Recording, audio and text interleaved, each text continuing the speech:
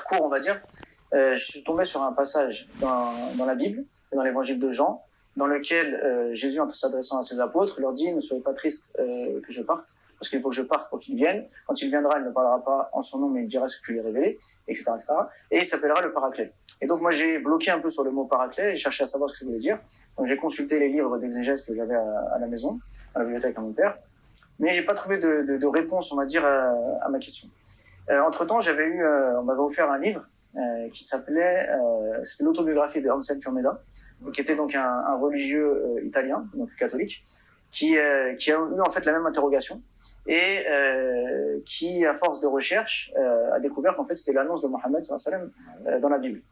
Donc ça m'a étonné. Après j'ai regardé un petit peu sur internet et j'ai trouvé qu'effectivement donc les musulmans disaient que le mot paraclet donc renvoie à Ahmed, donc le nom par lequel justement le prophète est mentionné dans le Coran. Et donc j'ai cherché à en savoir un peu plus sur l'islam. J'ai acheté un Coran et chaque soir après je lisais une page de Coran, une page de la Bible. Et comme ça pendant plusieurs mois. Et au fur et à mesure de mes lectures, en fait je me suis rendu compte que la Trinité n'était pas dans la Bible, que Jésus était un simple prophète. Dans le Coran plutôt, non?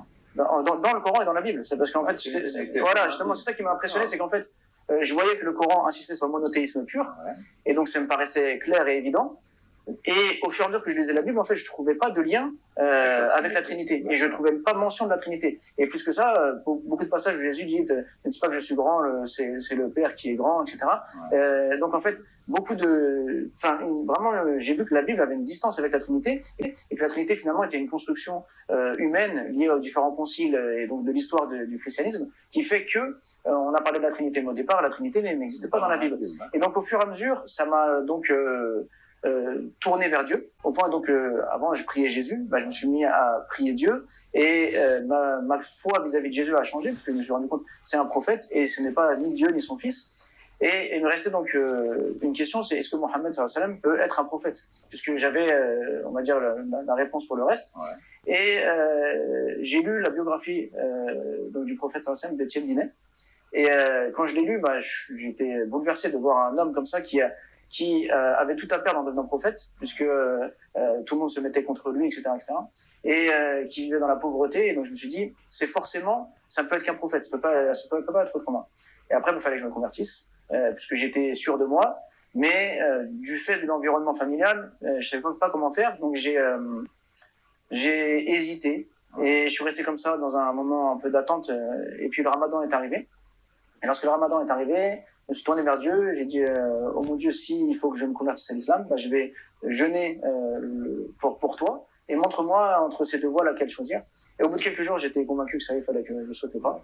Et donc j'ai envoyé je savais pas comment faire parce que j'avais pas d'amis musulmans que je fréquentais, mais au lycée, j'avais un camarade qui s'appelait Mamadou, et qui était très pieux, qui allait à la mosquée, qui faisait ses prières, qui était vraiment sérieux. Donc je lui ai envoyé un message, on regardait son numéro de téléphone, je lui ai envoyé un SMS, je lui ai dit, il m'a appelé, il m'a dit viens, on va aller à la mosquée ensemble. Et voilà, ça me suis converti. Et alors le déclic a été pendant le Ramadan, mais je pense que je me suis converti après le Ramadan. Je me suis converti après le Ramadan parce que même si j'avais envie de sauter le pas, j'étais sûr de moi, mais voilà, comme je dis, le contexte familial faisait que c'était pas forcément facile de sauter le pas. Et puis après, je sautais le pas.